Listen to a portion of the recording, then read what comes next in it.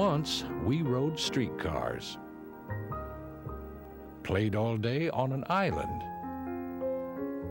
traveled in style, and saw movies in grand golden palaces. Oh, it's wonderful. If I'd have thought I'd never see it again, you know, I'd have paid more attention. Things change. The whole neighborhood has changed. And you can't stop progress.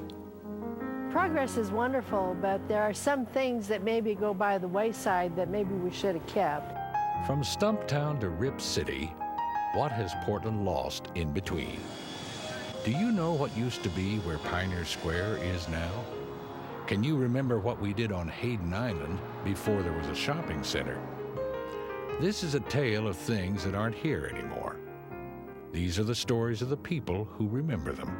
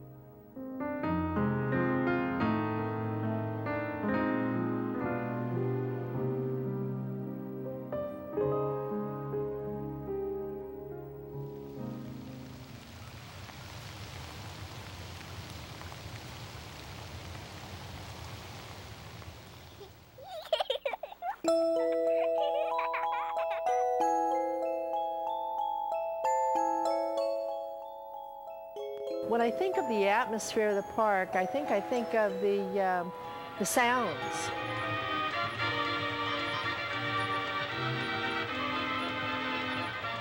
Right after the merry-go-round music started, the Funhouse lady had a program sequence laugh that went on all day long.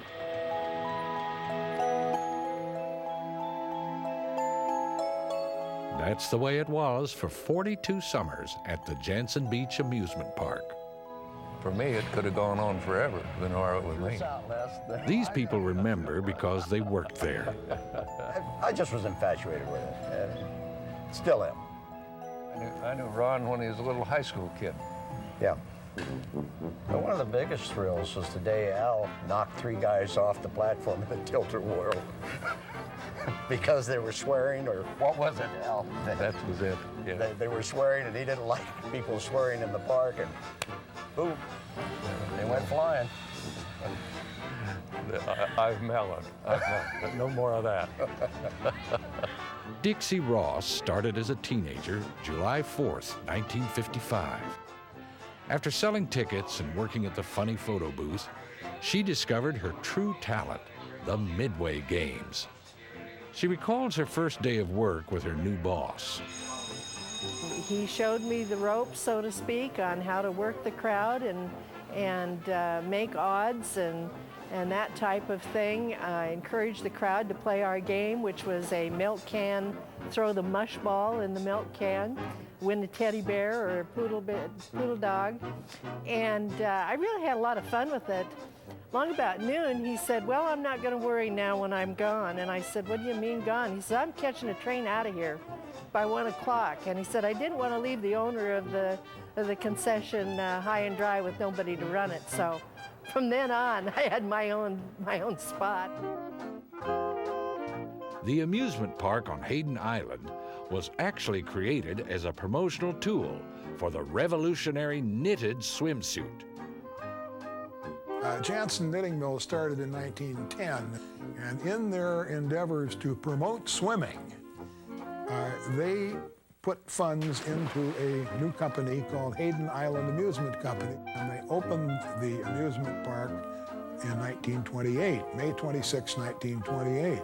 The prime interest was swimming, with an Olympic-sized pool, the only one in the Pacific Northwest, and then a major family pool and 2 small kiddie pools for the kiddies. The figure either, too, that you could see every time you crossed the bridge, the dancing, the big the diving girl, yeah. the red diving girl, which was their logo.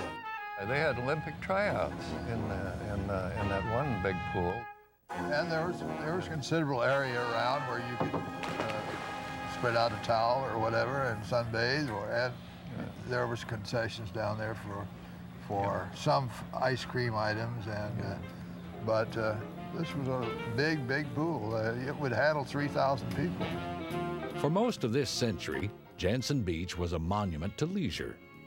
Few other businesses existed on the island in the Columbia. But one remains that was born during the heyday of the amusement park. That's where we used to go. If we closed the park on Sunday night, everybody go over to Waddles, have a few drinks and some double ducks. Yeah. That was the original two-patty hamburger. They called it the Waddle Double Duck. I was always embarrassed about being called a Waddle in school. Kids always laughed at me, so I called myself Waddell for a long time until I finally just gave up because everybody knew anyway. Then I went to University of Oregon. I've been a duck ever since. Russ Waddle has spent his whole life on Hayden Island, working down under that "Can't Miss It" sign. Started out as a busboy, and I'm still a busboy. His father, Gene Waddle, opened the Pietro Beluschi designed restaurant, complete with car hops, on September 1st, 1945. The date Japan surrendered was just icing on the cake, I guess. Through the eyes of a teenager living next door to our own version of Coney Island, Russ Waddle witnessed Portland during the Second World War. The whole time was exciting those days, with Jantzen Beach across the way, and just there was so much activity out here.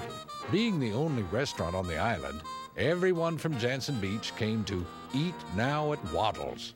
And young Waddle had his own brand of trade-out with the park. I was in charge of washing the swimming suits, the rental swimming suits that they rented at the counter there to go into the pool. And of course, I didn't get paid. I got to swim free.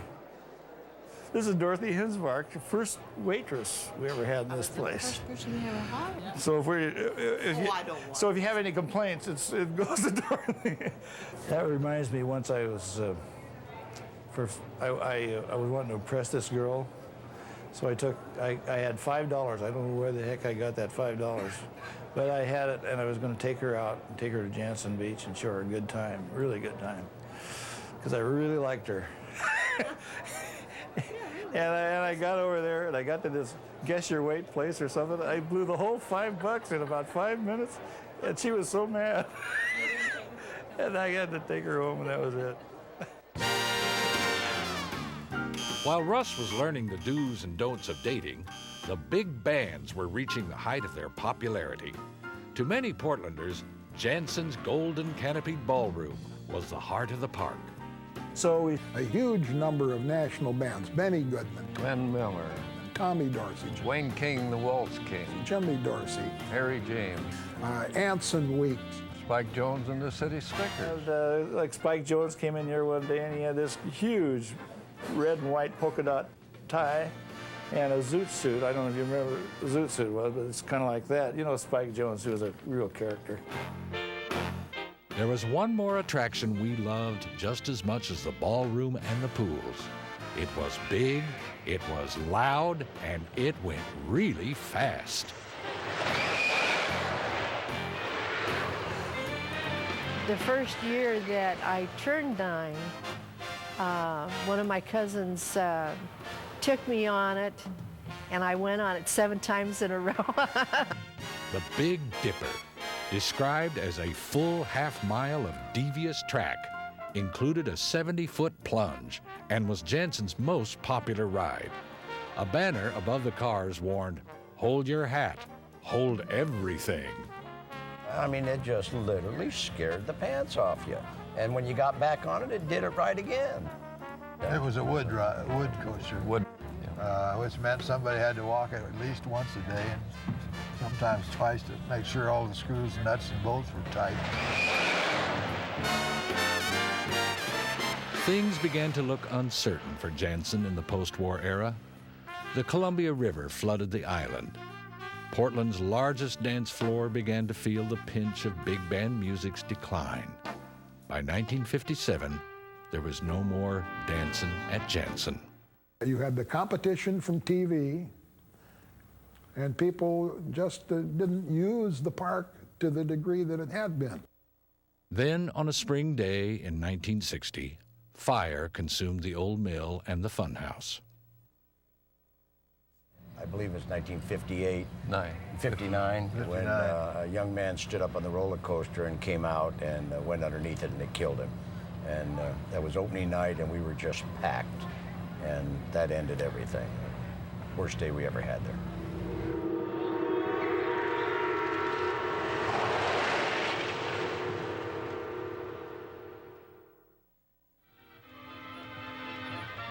You have to remember, Jansen Beach in its time would be like one of your big parks today, big theme park. There was nothing like Jansen Beach. It was the cream of the crop in those days. It only became old because the land became too valuable and they couldn't put money back into it in relationship to what they get out of the shopping center. The Big Dipper made its final run on July 4th, 1970. It was raised the following day. Well, I'll always remember that. They hooked onto it with a cat, if I remember, and just started backing up, and the track, for some reason, didn't part. Remember that? And it just stretched that track out, and it just seemed like the coaster was trying to hold on as long as it could, and then, boom, then it went.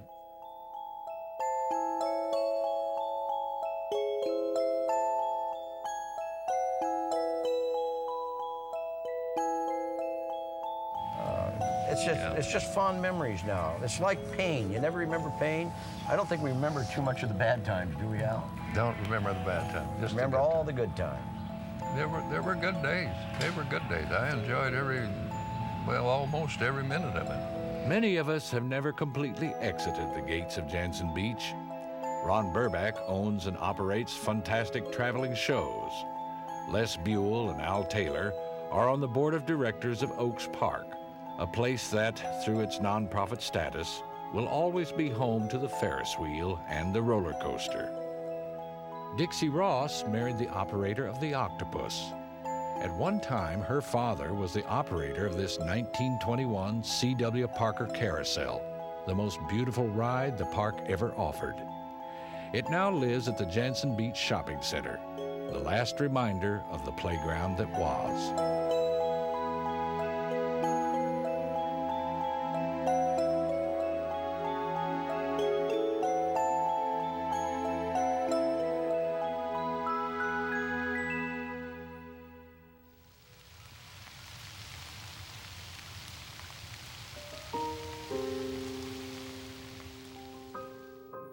The stretch by Marichal, the 1-0 pitch. Jones hits a drive to right center field, a well-hit ball. Going over is the right fielder Perry, makes the catch. When it came to professional sports, baseball was once the most popular game in town. Portland's Pacific Coast League Club was born in 1903, and Vaughn Street Ballpark was their field of dreams.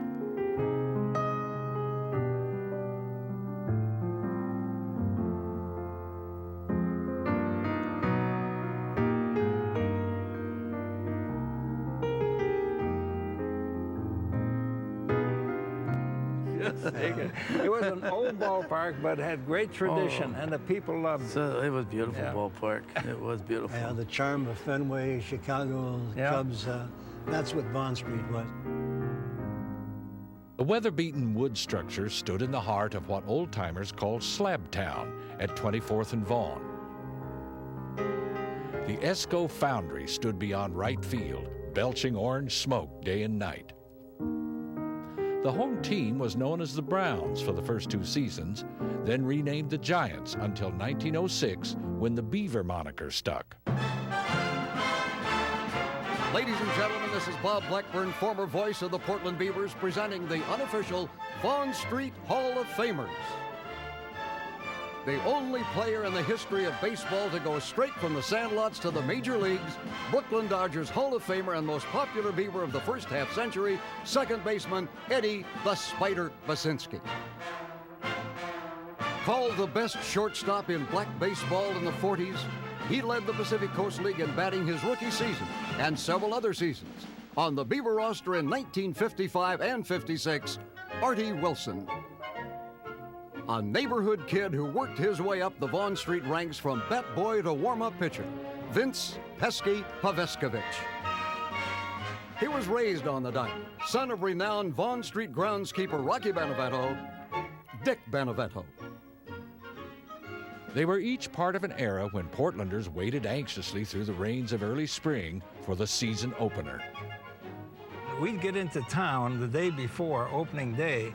We'd actually parade through the city. It was very popular for kids to cut school and go to the opening day at the Vaughn Street Park.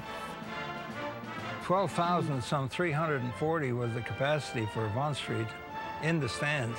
And then opening day, then they put them on the field, and we loved that because you hit a line drive to right center, left center.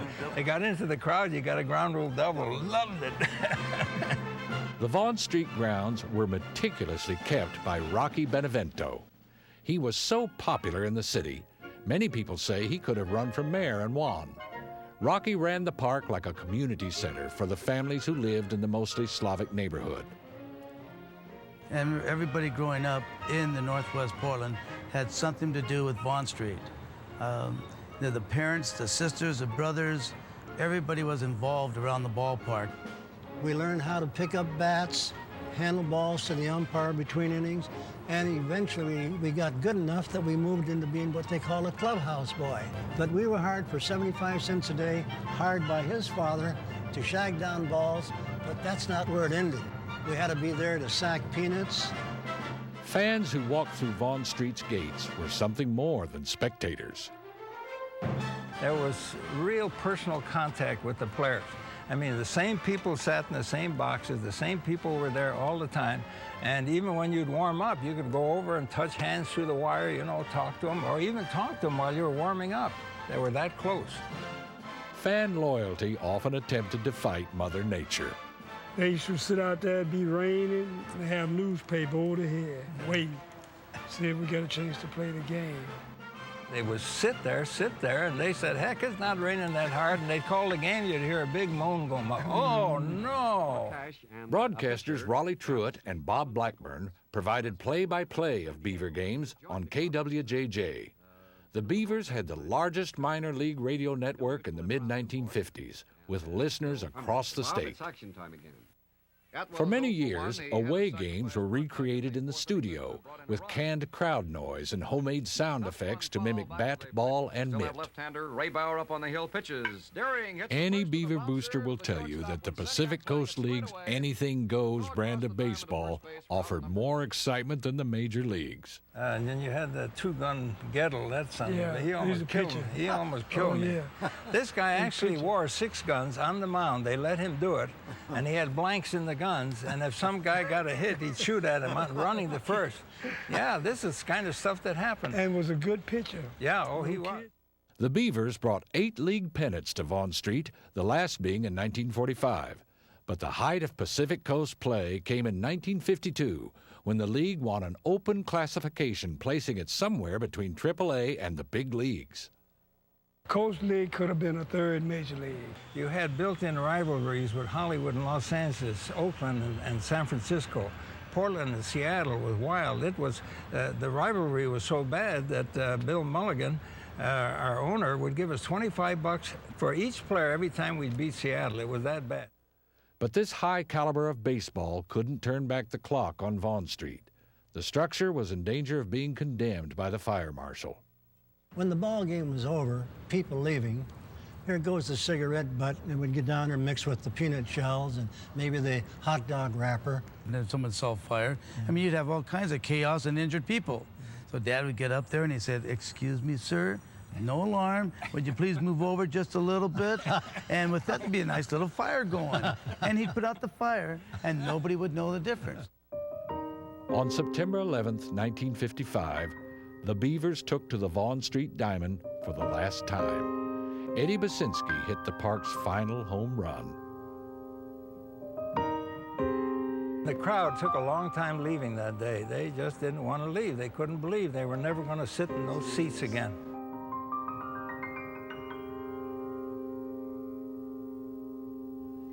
stretch. Here's the 0-2 pitch. The runner In 1956, the team moved to Multnomah Stadium, known today as Civic Stadium. The team set a league attendance record that year, but what happened next changed the Pacific Coast League forever. Jubilation out west. San Francisco hailed the Giants. Los Angeles turned out to greet the Dodgers. After the National League Giants and Dodgers came west in 1958, the Coast League was downgraded to AAA. The Beavers played their last game in Portland on September 9th, 1993.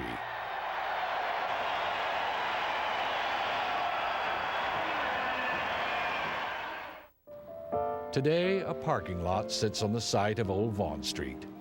The only reminder of its past is a plaque dedicated to Rocky the groundskeeper.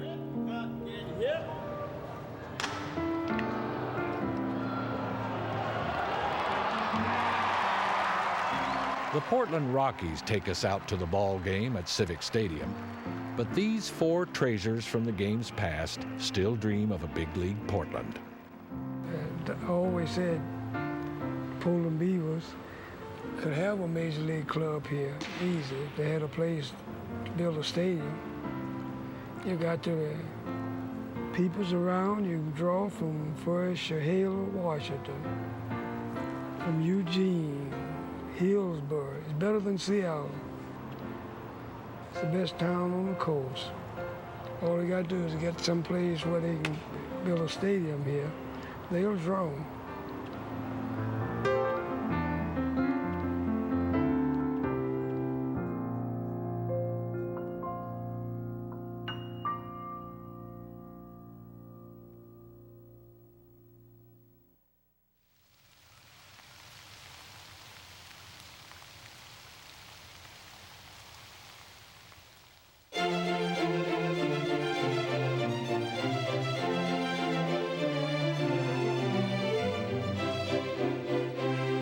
There's something about a hotel that's fascinating. No matter what part of the hotel you work in, there's always excitement happening in the hotel. Some of the most beautiful buildings missing from our cityscape were hotels. Really a nice hotel that is now gone, and that was the Congress Hotel right across the street from the Public Service Building. I was married there. No, you were married in the Congress Hotel. Yes, married in the Congress. But the one everyone seems to miss most was the Queen Anne-style crown jewel of the city, the Portland Hotel. The Portland Hotel I miss greatly. It was a beautiful hotel, a beautiful building. My mom took me to a Christmas dinner at the Portland Hotel one time when my dad was out of town. I think the dinner cost $3. It was huge, but it was wonderful. We really enjoyed ourselves. And that was a magnificent structure that sits now where Pioneer Square is. Completed in 1890, it was the center of the city. President Theodore Roosevelt once stayed there. As an itinerant actor in the 1920s, an unknown Clark Gable sang there.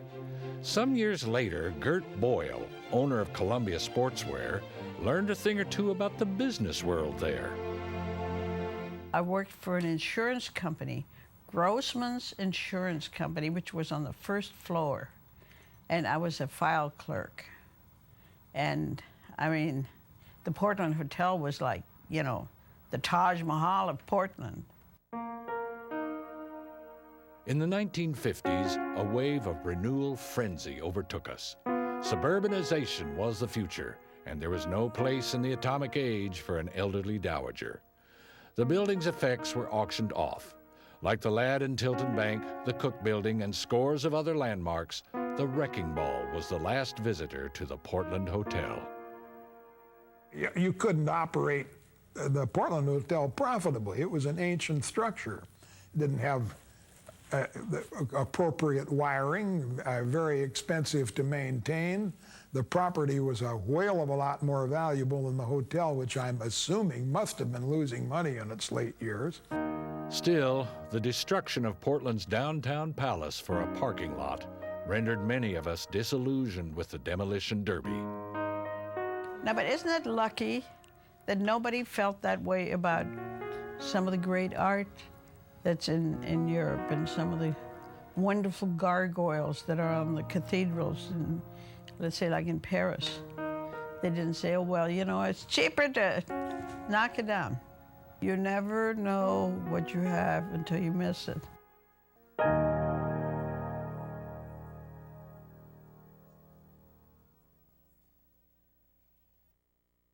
There is another hotel we've missed that's about to give us a second chance. After languishing in semi-consciousness for over 30 years as a federal office building, the Multnomah Hotel is being reborn. Well, the great-grandsons of the people that put in the ceilings are redoing the ceilings here, too. The renovation by Embassy Suites is bringing back a lot of memories of this grand hotel. It felt like you were just in someplace exotic. It was awesome. It was this huge lobby with chandeliers and beautiful furniture and people mingling constantly. Jim Gimarelli knows. He was a bellman here. And I was fortunate to get into the hospitality industry in 1950, and it's one of the most exciting things I ever did in my life. For Jim, life at the largest hotel in the city was a series of elegant dinners, endless dancing, and a constant stream of new people. At that time, most of the travel was done by trains, and the Shasta Daylight, which came from San Francisco, would get into Portland at 11:25 when it was on time. And people would be lined from the front desk a half a block outside around to the 4th Avenue entrance of the hotel trying to get into the hotel that evening. A banquet for Charles Lindbergh was held there after he landed the Spirit of St. Louis at the Swan Island Airport in 1927. But there were banquets every night, and they had banquets galore there. I mean, one of the rooms, the grand ballroom, was a city block long, and on each level they had different kitchens. And of course the main restaurant was the Cafe Baron right in the lobby. And of course I have a menu dating way back to 1953. A dinner, a grilled salmon steak was $1.15. A tenderloin steak was $3.50. A regular room ran you about $4, a night, with just a straight shower. Of course, I still have one of the room keys. There was always celebrities coming into Portland that stayed at the Multnomah, and this was exciting to see. I'll put Elvis Presley on the top of the list, Joan Crawford, Tony Bennett, Frank Sinatra, Ella Fitzgerald. I can go on and on with these people. Jimmy Stewart was there for, a couple, 3 months when they did the filming of Bend in the River. We all dressed up in Western attire. But my greatest thrill, other than Elvis, probably number one, was the first time I waited on the President of the United States, Dwight D. Eisenhower, and that was a thrill. Because, in those days, it isn't like today. You went right into the suite with them, you sit down, talk to them, and not that many Secret Service people around, and it was just like seeing an old friend.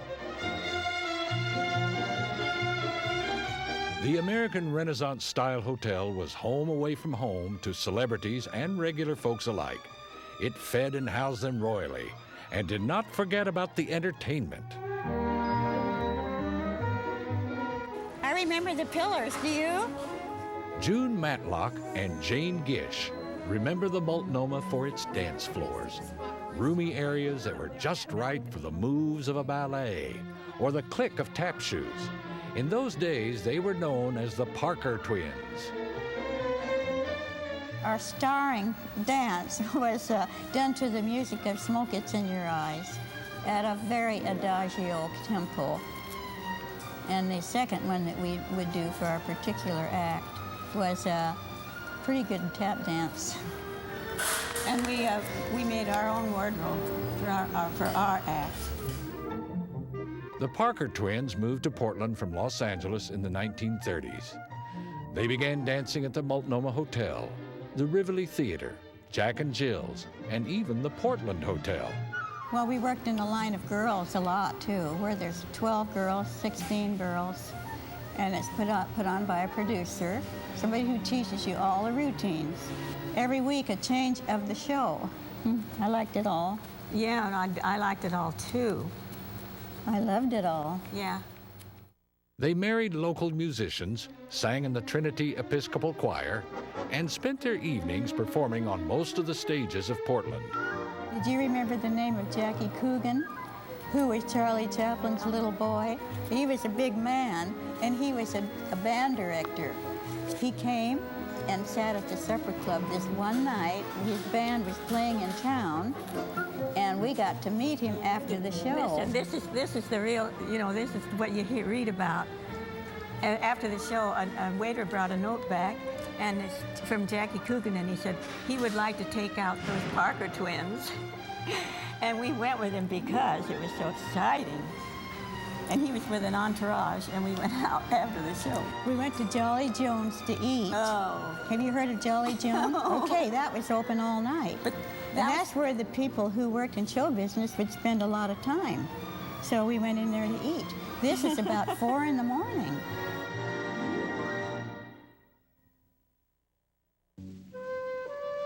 In 1960, the Multnomah looked as though it might suffer the same fate as the Portland.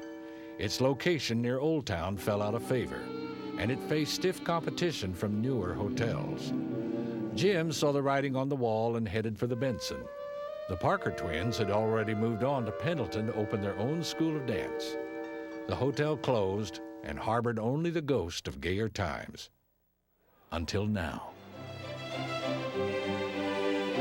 Oh, it's so exciting. I can't believe I'm back like home again. To think that I had the privilege of being part of this hotel years ago, it really makes me feel good.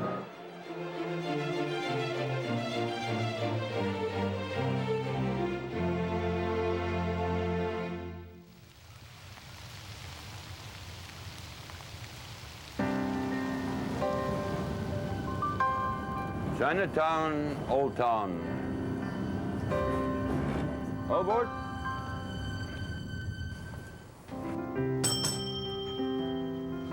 You used to hear that a lot in Portland. For over half a century, streetcars rattled through every neighborhood, carrying us anywhere we wanted to go. Definitely missed the trolley cars that went up and down all over the city, and they were great.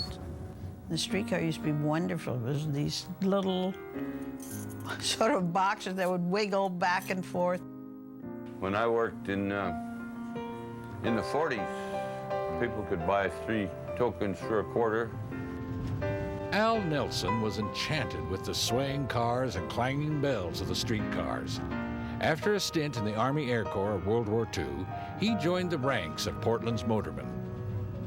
I just came back from the South Pacific and I was kind of restless. I always wanted to run a streetcar, so I went and got a job. Good morning.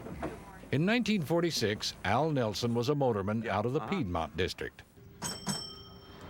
Today, he's a conductor on the Vintage Trolley, a privately funded trolley that goes from Lloyd Center to downtown. Red Lion, Lloyd Center. The Oregon Electric Railway Historical Society operates the Willamette Shore Trolley. This is the Blackpool car, built in 1902 in Blackpool, England. The Broadway car was built in 1932 in Philadelphia. They run 4 times a day on this old Southern Pacific Railroad line. But in the 20s, these tracks saw 64 trains a day race back and forth between Portland and Lake Oswego. These 2 lines are all that remain of a metropolis-wide rail system. Pioneer Square. But Al helps us remember what it was like to ride in his day. He knows the history of the pieces that are left of Old Portland, like the Newmarket Theater. It started its life as an opera house and is a good example of the cast iron architecture that remains in Portland. In the cast iron district, buildings used iron for structural integrity and fantastic ornamentation. By the turn of the century, nearly 200 cast iron creations graced our waterfront. They were virtually all demolished by the 1950s, partly to build Harbor Drive. That's gone now too. But when the romance of iron columns and scrolls reigned, our earliest form of public transportation drove by it. In 1872, the first public rail car, pulled by a horse, clip-clopped its way up and down First Street. By 1890, electric cars were taking us from downtown to Albina. It's hard to tell now, but cable cars climbed impressive trestles up to Portland Heights. It seems so modern, these iron rails covering the city, this mass transit. Where did it go?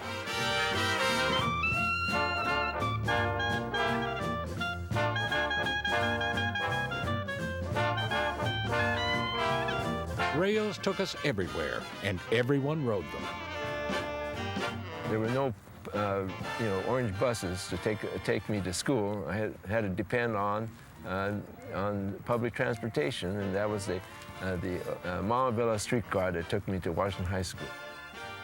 Like many other children of the time, Sam Nato loved the feel of the old trolleys, picking up speed as they went downhill. As you know, kids are kids. We used to try to sway the streetcar as much as possible, and the conductor would get very mad. He'd come back and yell at the kids and stop doing that. Because, as you swayed there, it made it more difficult for him to run the streetcar, I guess. His father owned an import store, and the family lived in Mount Tabor. This is the house that I grew up in. When I moved here when I was 4.5 years old, the rock garden was put in by my father, and these two walnut trees, I believe, were planted by my father, and they've grown very big. So he just loved to garden. When I came to school, which nobody seemed to know is I could not speak English. And so I learned English in the first grade of grammar school. Then from there, I went to Washington High School, and that was the experience of riding the great trolley.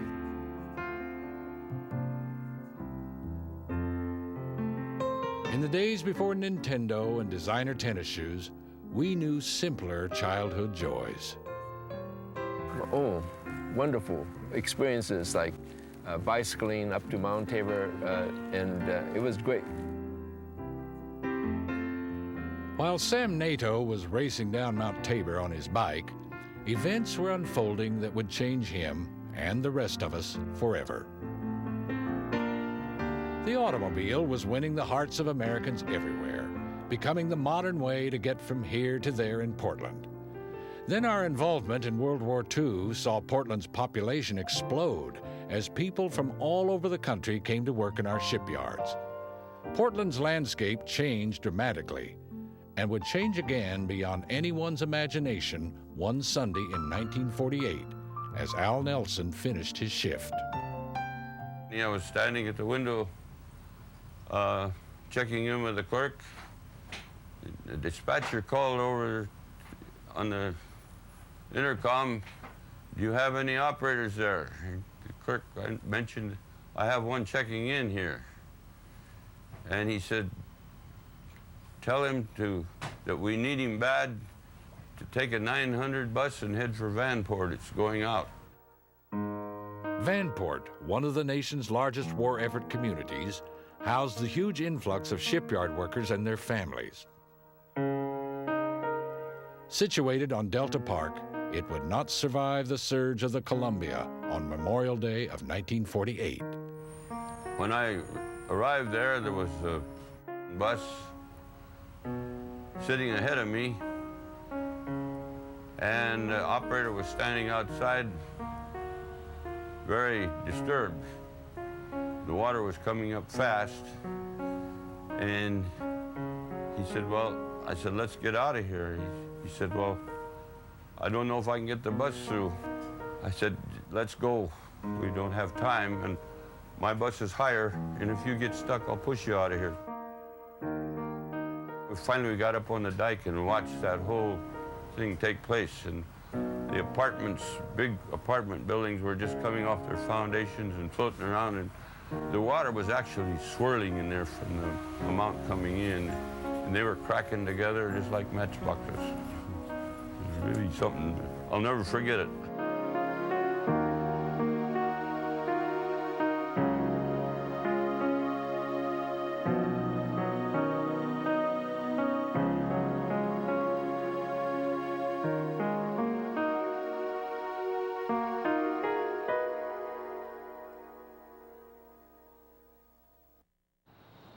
By that time, buses had already infiltrated the routes of the streetcars. Pulled down by the undertow of progress, electric railway companies disappeared, tracks were paved over, and trolleys burned.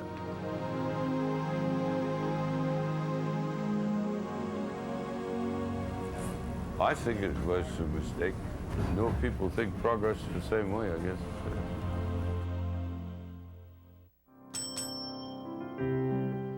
Now we can only ride this trolley and wonder what was here before.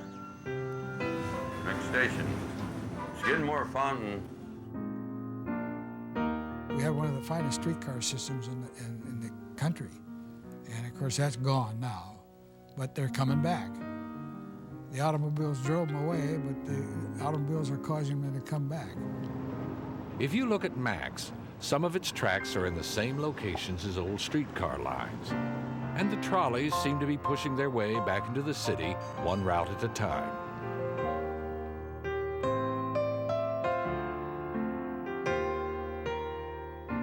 Perhaps we're ready to go rattling through our streets again.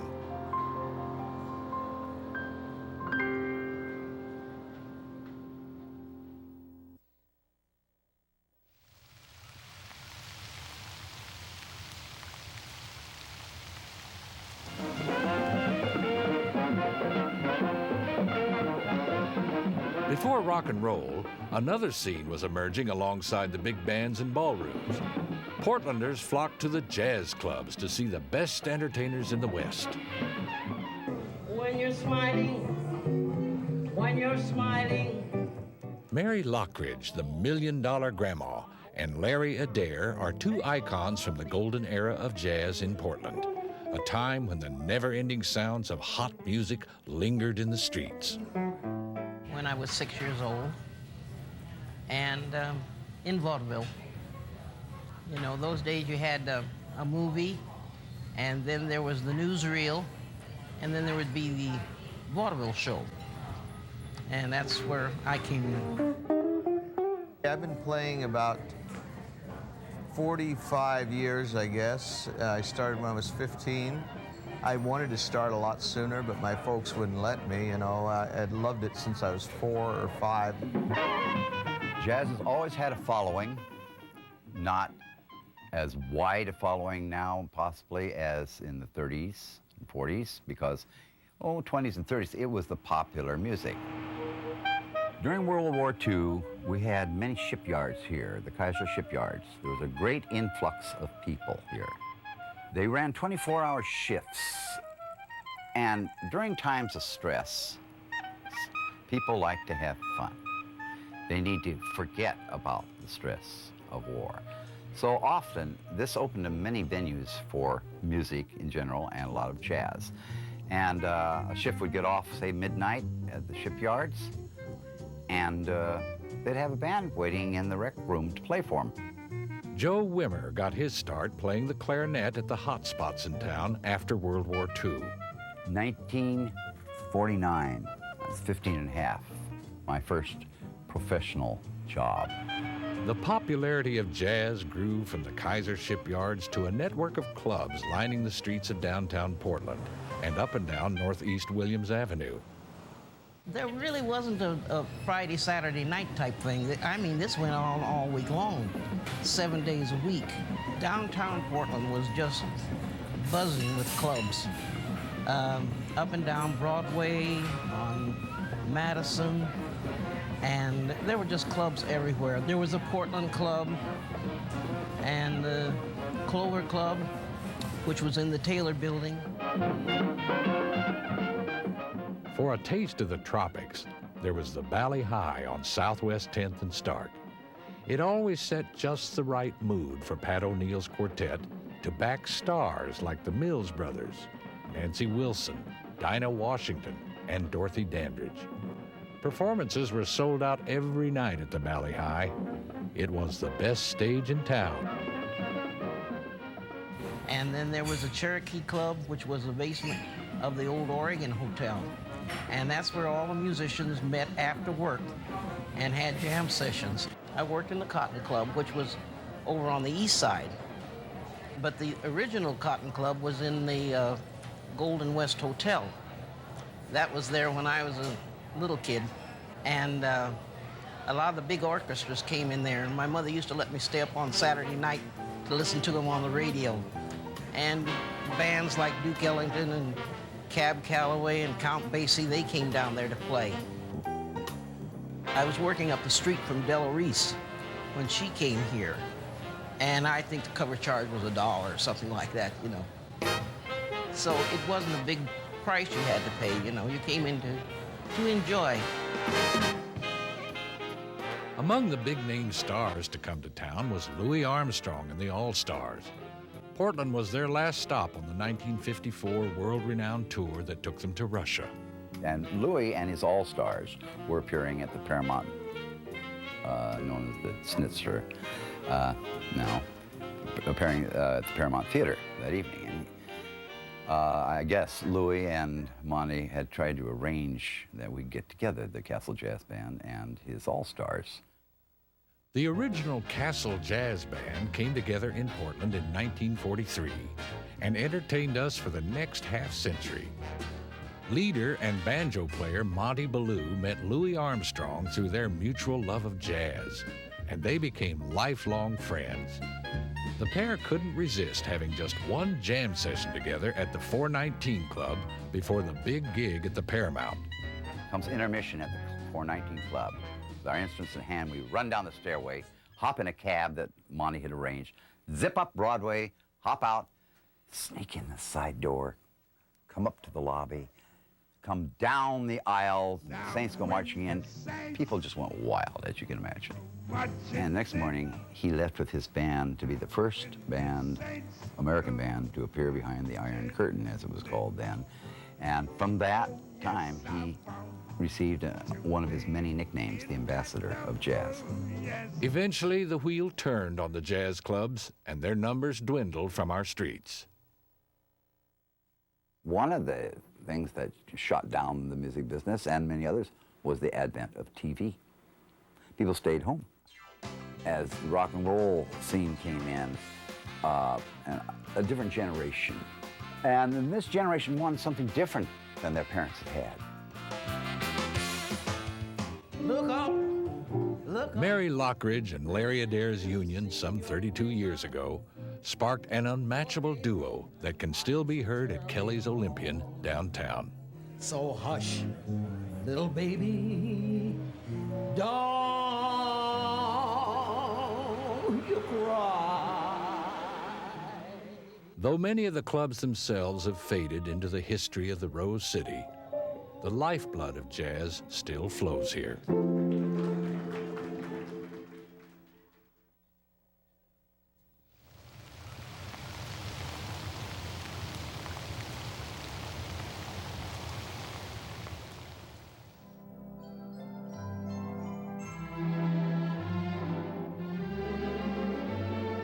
A typical day in Portland was you had to dress up. You had to wear white gloves, and if you met anyone for lunch, you met under the clock at Meyer and Frank. I mean, that was the only place to meet.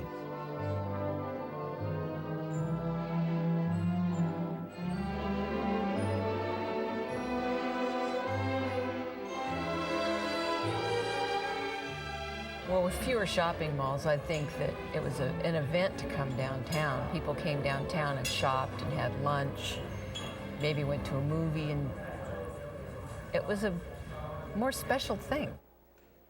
Well, Ungar's was next door to Berg's, as I recall.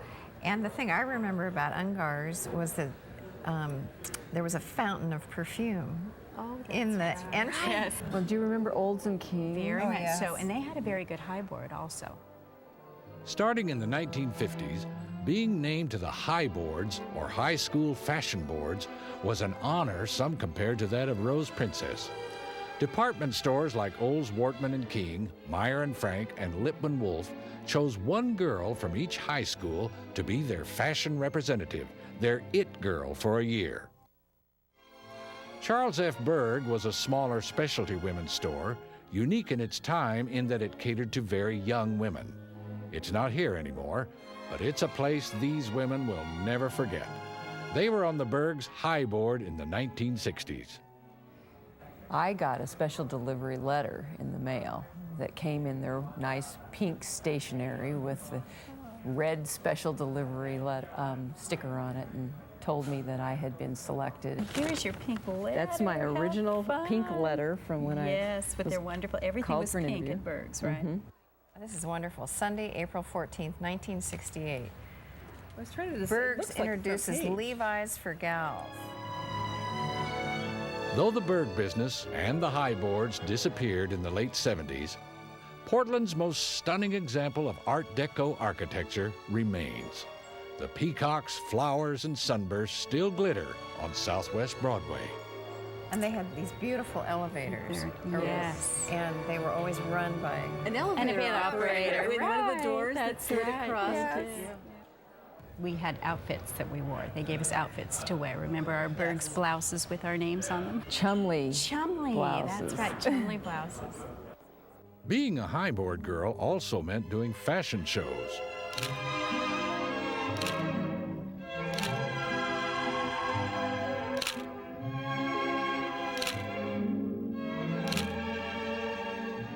We had a big one at the Hoyt Hotel in the Roaring Twenties room.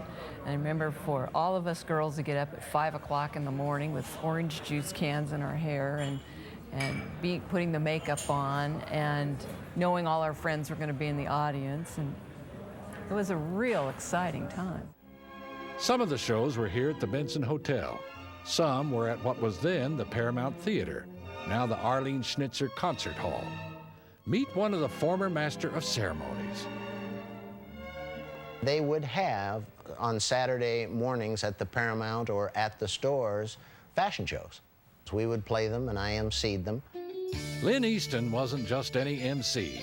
An alumni of David Douglas, he was the drummer for a band we all remember, the Kingsmen. They started out as 5 high school buddies playing high school dances, banquets, and supermarket openings, and enjoying Portland of the 1960s. My high school memories are just absolutely the fondest. I had a great time. Probably one of the most popular things during the high school years, of course, were the drive-in restaurants, and there were a number of them around, and it was mandatory that you cruised some of those. Probably the most popular was Yaws in the Hollywood area. Everyone needed to cruise through there at least 3 times, and you always met with Bob the Cop, Tootsie Roll Bob, who had individual Tootsie Rolls that if you were being cool, he'd throw them in the car. Yaws started as a little tiny operation in the Hollywood district and became popular for their hamburgers. We grind our own, WGOO. There was the Speck over on Powell. The Speck, yes. Mashed potatoes and gravy, right? There were great places to get your nose broken. You could go down to the TikTok, which was a biker restaurant. You cruised that one real quick. With the advent of drive-in restaurants and movie theaters, the band, like almost everyone else in America, got their own wheels. At that time, I then had a 57 Chevy convertible, probably about 150,000 miles, and smoked like crazy, but it sure looked good. But when the band was together and we were the house band at the Chase out in Milwaukee, the band would always get there early so that we could back in all of our old convertibles out front. Now, the Chase was a big place, right, in Milwaukee. I do remember that. The Headless Horseman, which was downtown Portland, which is now the Brasserie Montmartre. Division Street Chorale, once a country western dance hall, began to book all the top local rock and roll acts. It's a fun place to play and always packed. When anything was going on at D Street, nobody else had a dance in town because that's where everybody would be. And then came the song that would change everything.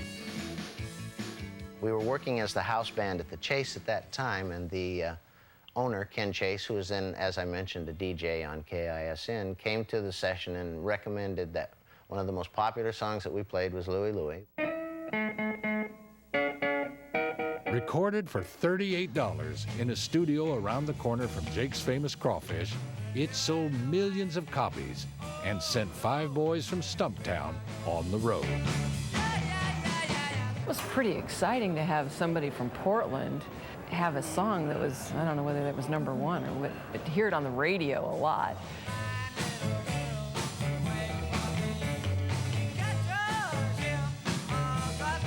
They'd give us a check once in a while, and we'd go, wow, isn't this great? It's never going to end. But then the song got banned in Indiana. The group was tailed by the FBI. And it finally went to court, and there was a judge who said he'd listened to it at every speed and everything else, and his final definitive ruling were that it didn't matter at what speed you couldn't understand the words to the song, and so it really didn't much matter. The fact is, when Jack sang that song, he had braces on his teeth. He had had them tightened before. His mouth was very sore, and the mic was up about a foot, so he had to stand up and strain, and he wasn't the greatest singer going in. So, who knows? Who knows? It was an absolute pure fluke. Some planet someplace lined up for that 5-minute period of time when that record was cut. Pure fortune, pure luck, and that's all it was. Okay, let's give it to him right now. But now, it seems like it was magic, an upbeat part of our collective history here in the city. The studio near Jake's is now the Atheist Community Center. Olds Wortman and King turned into the Galleria. Lipman Wolf is now Fifth Avenue Suites. And the drive-in restaurants have been taken over by even faster food. Even the Chase is gone, and the Division Street Corral is silent. And everybody asks still today, I only have one question, what are the words to Louie Louie? And my answer is, I don't know, I was the drummer.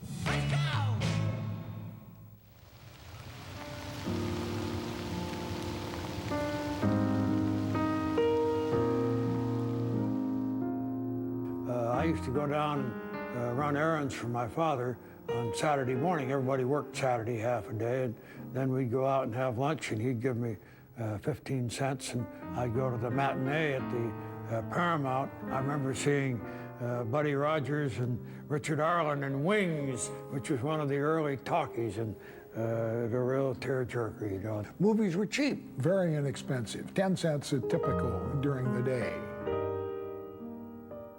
People were different, you know. I don't know why, but people were more trusting. You trusted each other a lot more. I know that we never locked our doors in those days. Well, it was sure safe on the streets in those days. Oh, golly, Gee, yes, we worked at night and we were out on the streets. Didn't give it a thought. It was just like being daytime. Didn't give it a thought. Really?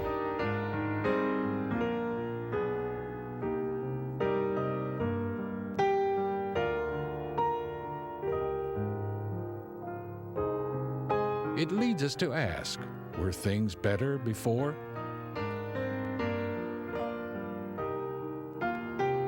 That's a loaded question. General DeWitt made a declaration saying that all Japanese ancestry, anyone with as much as 1/4 Japanese would have to evacuate the West Coast. And so my family just left, and of course my father's business was destroyed because city council took away his license to do business. And so he closed up the store and left. We left. We lost all that.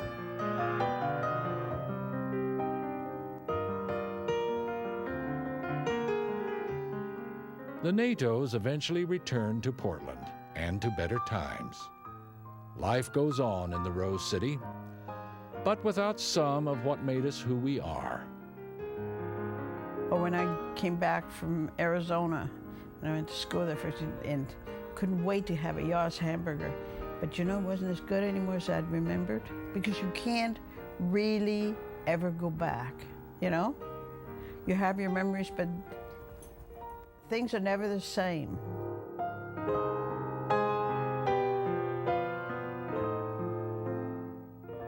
We move about the city, and the past taps us on the shoulder and whispers in our ear. Sometimes we turn around, and there's the Multnomah Hotel, or a trolley, or the Central Library. In the center of the city of bridges and roses and buying and selling is the real city. Stores and malls and convention centers and banks and warehouses fall away. The towers of commerce crumble into light. Water under the bridges, winter roses. Through stone shines the open city of imagination, outlasting all convention, where nothing is bought or sold, is given away, inalienably ours, inheritance of light.